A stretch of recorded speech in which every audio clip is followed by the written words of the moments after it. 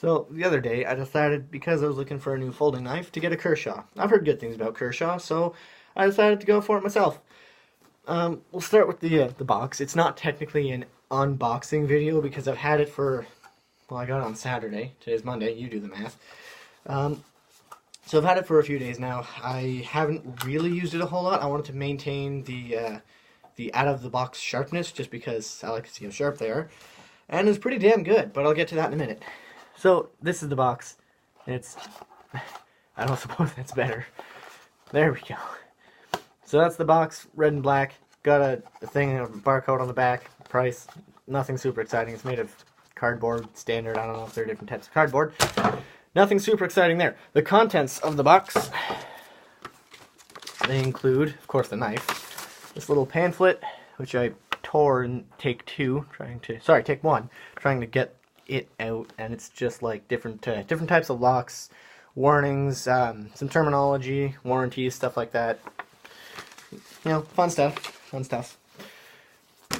It came also with these two little lovely flavor pouches, which I will ingest later because I'm sure they taste delicious. A little plastic bag, not super important. The knife came inside the bag. The bag was inside the sheath, which is this, and we'll talk about this for a few minutes.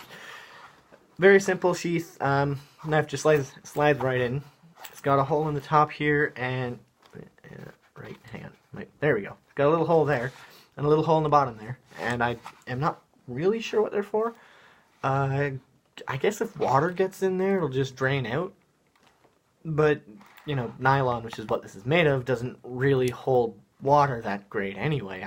I mean, I haven't dipped this thing in water to test it, but anyway. So you can attach it to your belt like this. Or just upright, because it has that other strap on the back, but I'm too lazy to pick it up now.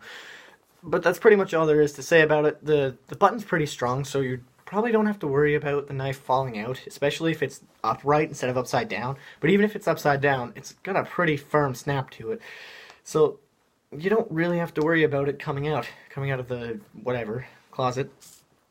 But let's get on to the actual knife itself, because that's what we're all here for. So let's get a good look at the knife first. Get uncomfortably close. Alright, so let's talk about the specs, and then we'll get on to the other fun stuff.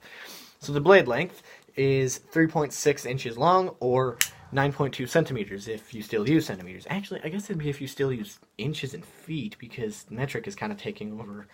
Anyway, the close length is 4.75 inches, or 12 centimeters.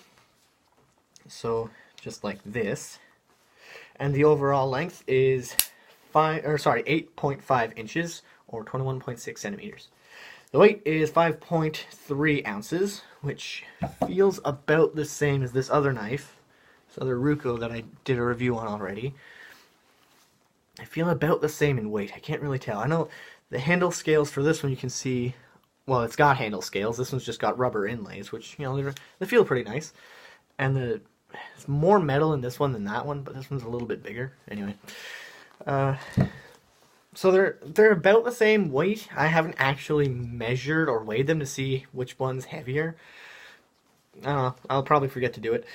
Now, the opening technically is manual. It doesn't have a button or anything, no thumb studs, but you can see the little grooves there. So you just do this. It's kind of hard to do since my fingers are a little numb because it's bloody cold out here. If I ever meet David Suzuki, I'm going to grab him by the collar like this, and I'm not going to put him down until I get that global warming he promised me, because damn it all, it's cold out here. So, as I may or may not have mentioned earlier, the lock mechanism is mid-lock, or that style. You can see as you open the blade up here, kind of pokes out a little bit. You can see that. You get a little, again, uncomfortably close, and it snaps into place. So to close one of these, you just, this little area here, you can see where the rubber kind of dips. You just push that and fold the blade down. It's not spring assisted at all. Like you're not going to run into any legal issues with it like that. So the steel, because this is very important, the steel is 8CR13 MOV, which I've heard for this kind of knife is really good. And for this kind of knife, I mean like a budget blade, a mass-produced budget blade, nothing like a custom order or super expensive Spyderco CRKT Benchmade, some of the top selling, well, top quality knife brands in the world, or at least from what Reddit tells me anyway. I see a lot of Benchmade on Reddit. So, as a technically budget blade, because this is not a $400 knife, the retail price was, let me see, $67.79. I kept the receipt just to be sure. One less thing I have to write down later. I haven't tested it a whole lot. I wanted to save the edge for the unboxing. I'm going to do an actual review on it when I've got tested it some more. But out of the box sharpness was pretty damn good. It sliced nicely through paper. It was actually shaving sharp, so that's pretty good. I've not had many knives that were that sharp. Let's see if I just... That's pretty good. That was about the extent of my testing of the blade. Oh, I still need this. So, the steel, again, is... it's good steel for... it's actually considered some of the best kind of steel that they use for budget blades that are mass-produced like this one. It's similar to... where did it go? It's similar to VG10, but slightly less abrasion resistant, which, you know, if you're not, like, dropping it or throwing it or something, then it'll be fine. So, the handle says that it's made of glass-filled nylon, which I assume means fiberglass, because I don't know about you, but I don't think this is what glass is supposed to look like, and that's plastic. You can also see, if we get really close, it's got the K pattern in the handle, which I would assume stands for Kershaw, because it's a Kershaw knife, and that's the K they use in their box. So it's just a kind of standard, like, rubbery, it's got a nice grip in your hands. There's no blade play either, I've noticed that too. I always check that with my knives. No blade play, so it's pretty solid. There is something, if you listen, I don't know if you can hear that, but there's something clicking in there. Something that's... I don't know if it's from the knife or a little piece of plastic from something else that's in there, because I can't see anything, but it doesn't seem to be an issue yet. If it is an issue, I can just take it back to Kershaw or the store I bought it from, and they'll replace it. So, first impression, pretty good. I mean, I was expecting a good first impression because it's Kershaw, and I've heard lots of good things about them. It's got a little lanyard hole. You see that there? It's not... Yeah, the upper hole there. That's the right one. So, you know, I'm excited to actually get around to testing it now that I've kind of done a first impression on it. The jimping on the spine here, which you probably saw earlier. There we go. The jimping's not super aggressive. I find it's not the most effective. I mean, it's not the worst.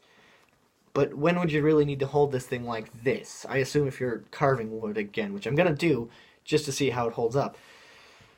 Yeah, so I'm excited to actually test it. I'm not going to be throwing it or anything. I would not throw a pocket knife to test it. I wouldn't really throw any knife that wasn't designed for it, or unless it was a super high-end knife that was like, yeah, this thing is a tank, it can take it.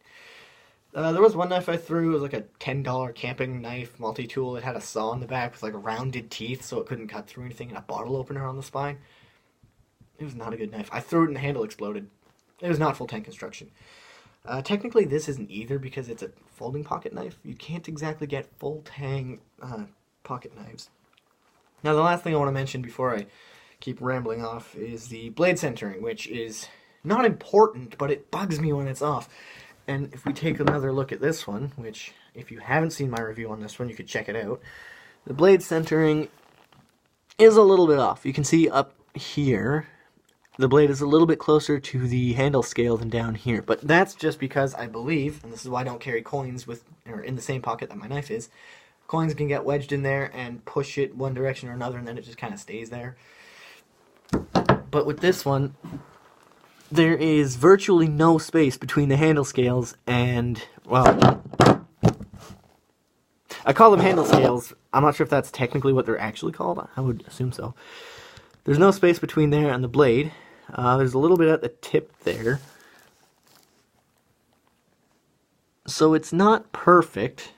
It's also kind of hard to see in this lighting. I really got to get better lighting or just a better place to record. But this is my shop and I like it. There are many like it, but this one is mine. So that's kind of my first impression.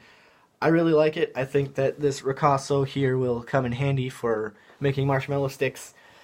I don't know if I will replace my current EDC knife with this one, or if I will keep it as this one. I mean, I'll keep both in my collection, because so far I'm liking this one. But from what I've used this one for, I really like this one. So for now, I'll hold on to this until I can find a reason that this one would be better for what I need, which, again, is just mostly opening boxes and stuff. So, before this video gets to... Oh, no, too late. It's past the 10-minute mark. Well, before this video gets to the 15-minute mark, I will not see you in the next one, but hopefully you'll see me.